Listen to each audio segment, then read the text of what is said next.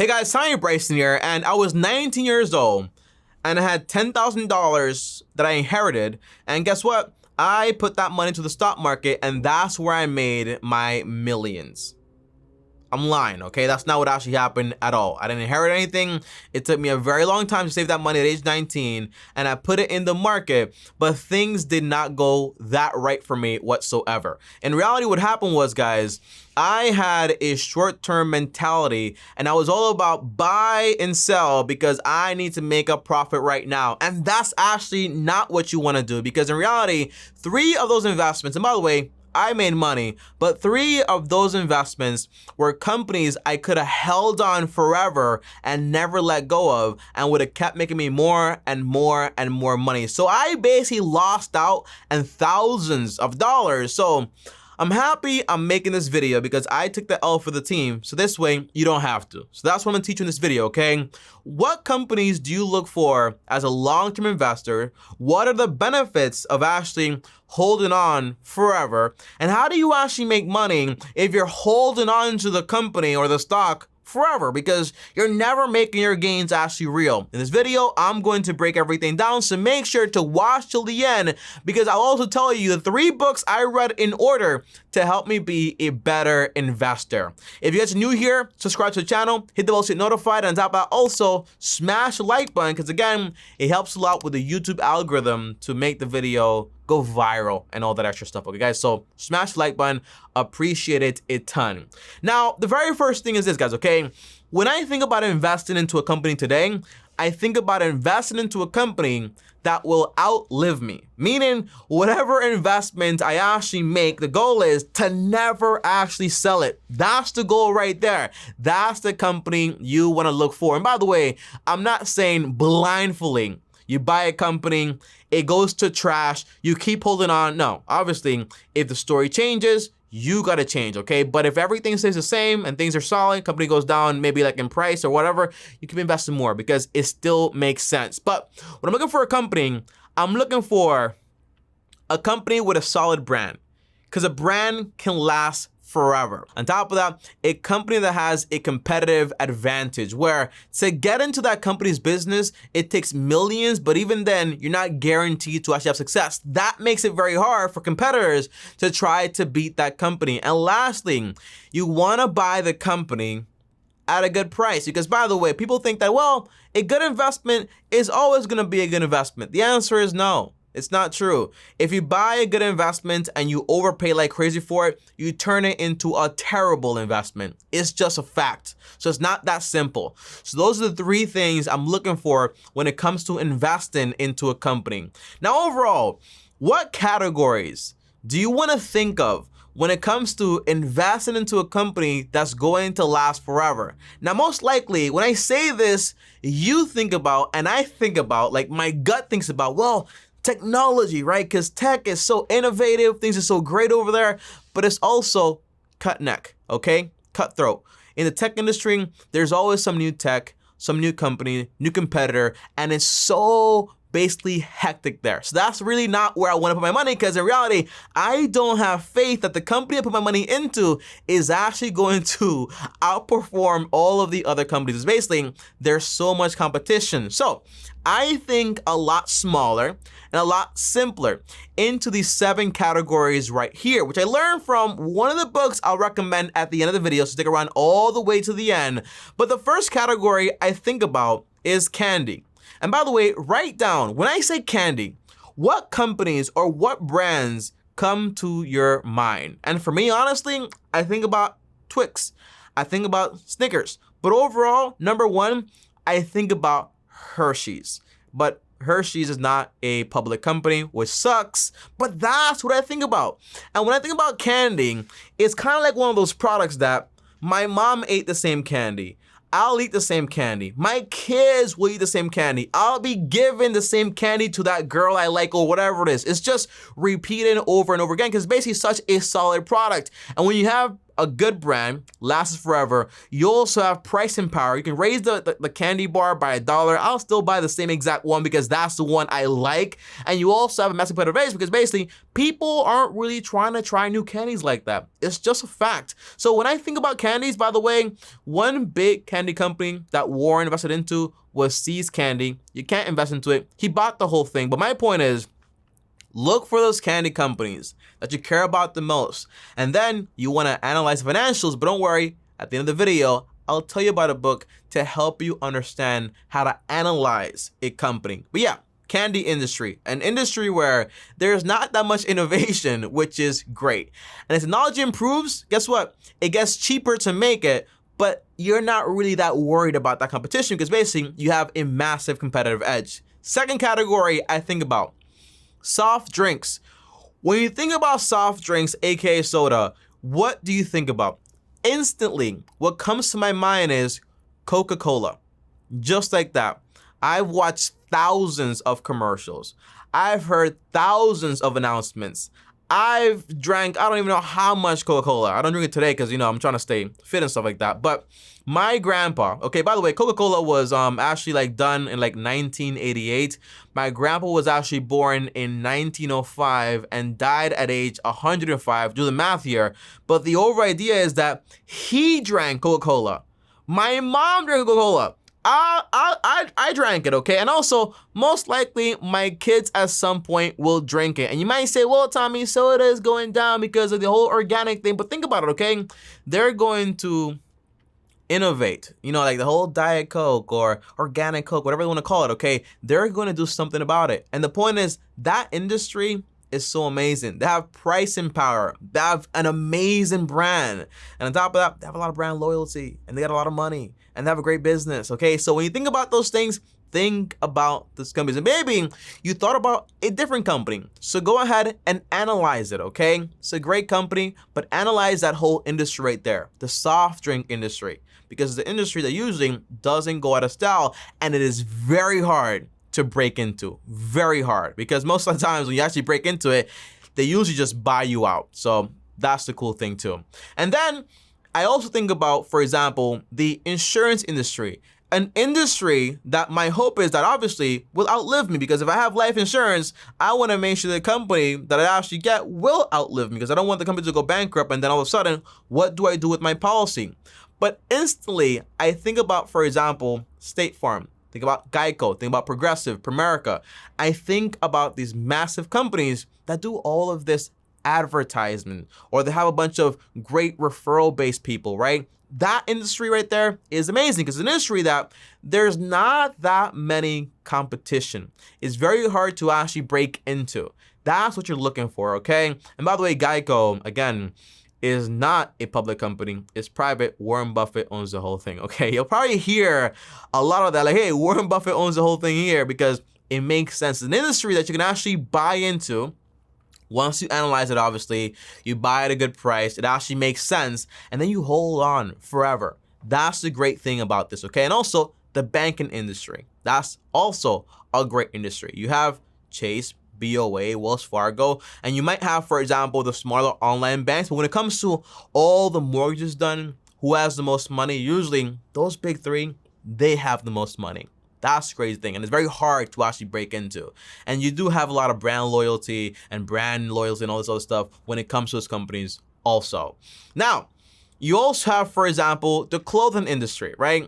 When you think about the clothing industry, I don't like it because it's mostly based around trends. So when I think about, for example, owning a company forever, I don't think about the clothing industry that much, because in reality, it's so trendy. It's so hard to pick a company and say, like, hey, I believe that this brand my kids are also going to wear. But honestly, I think about, for example, like Nike and Adidas, but then that might just be, for example, like brainwashing, because when I was in high school, it was like you weren't buying a pair of sneakers. You were buying, for example, an image by wearing those new Nike sneakers or those new Jordans, okay? So I think about that. A lot of brand power, a lot of pricing power, and also overall, a great competitive edge at the same time. So I think about usually Nike. I mean, think about, for example, Tanya, what about, for example, the premium brands, okay? Like Gucci, Louis Vuitton, all this stuff. The thing is that usually those brands, they also face a lot of competition.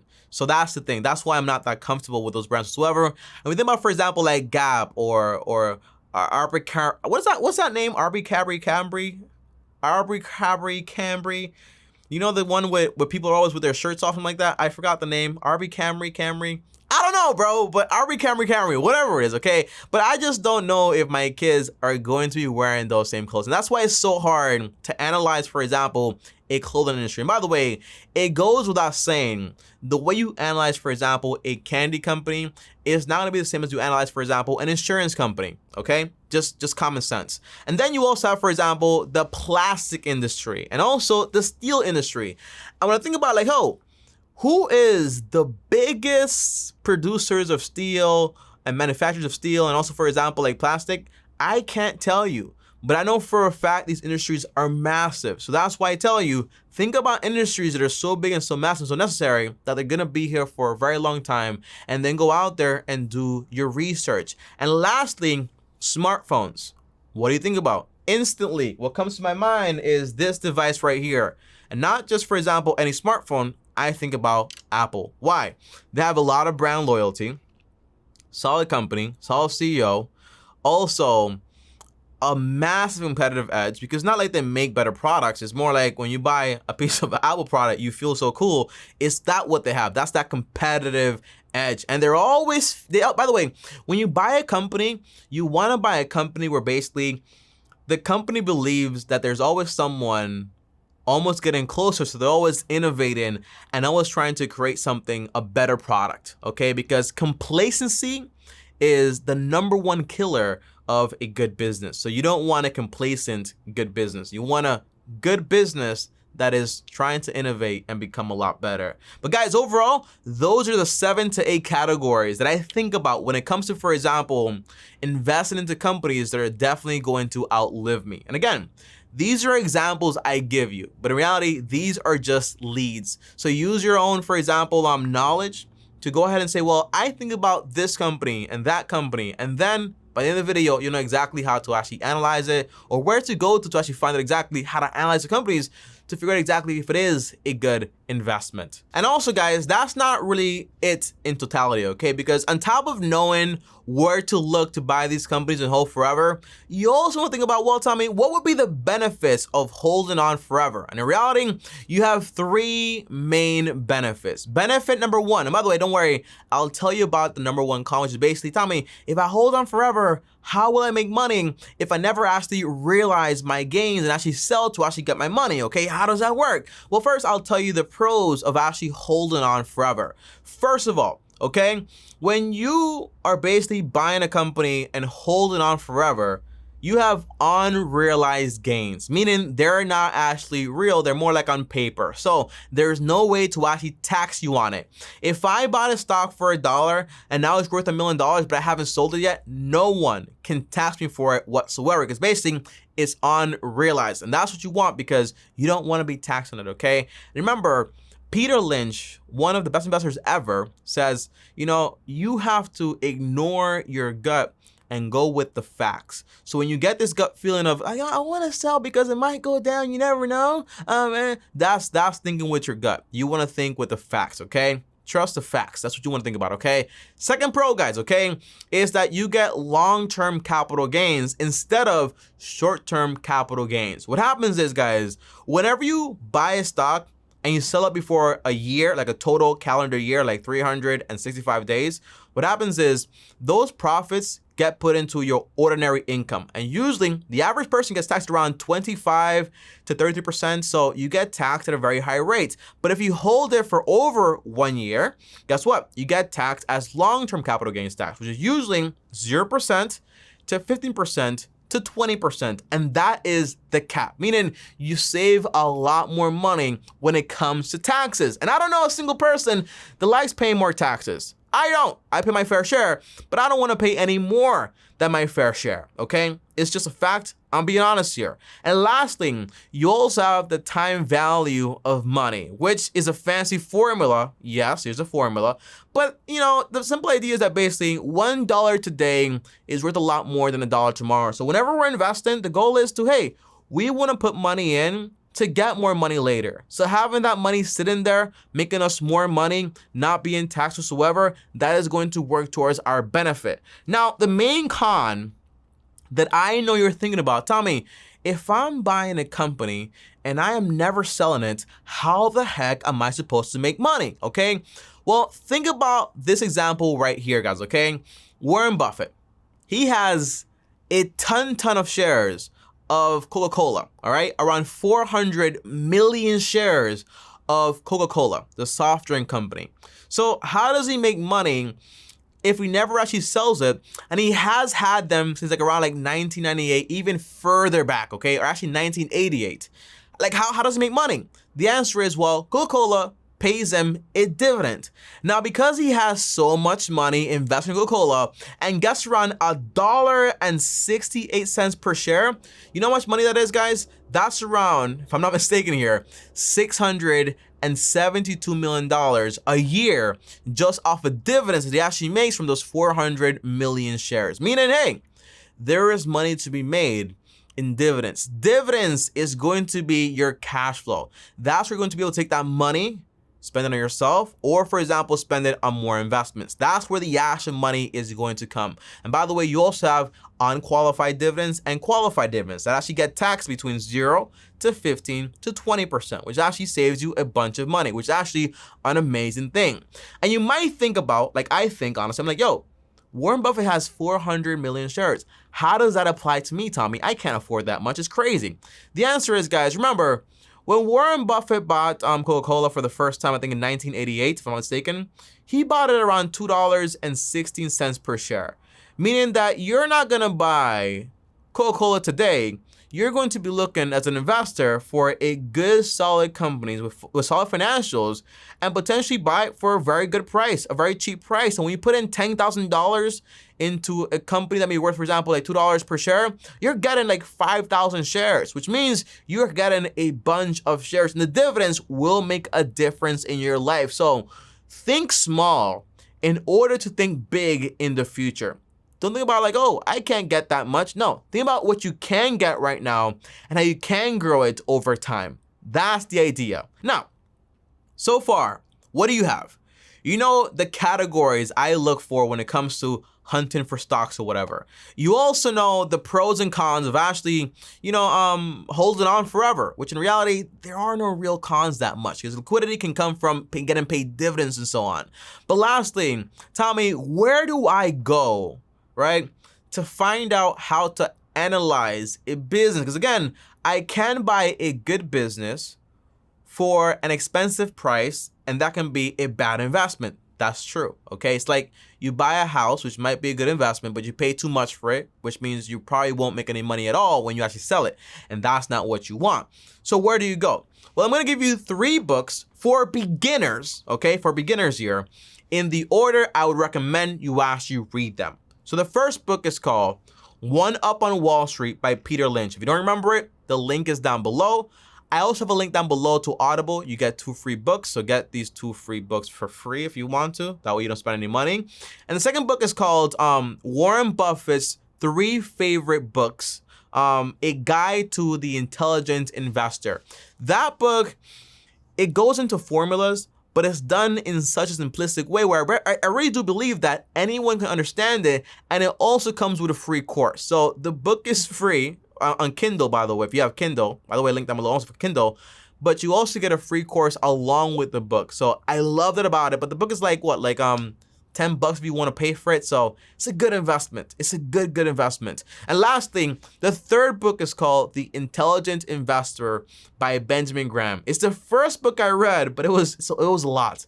I wish I read it before in this order and I would have understood a lot more. But overall, those are the 3 books that I would read in order to get started on how to learn to analyze a business. Because overall, guys, what you want to look for is a solid company with a solid brand, good pricing power, a competitive edge, a great CEO, okay?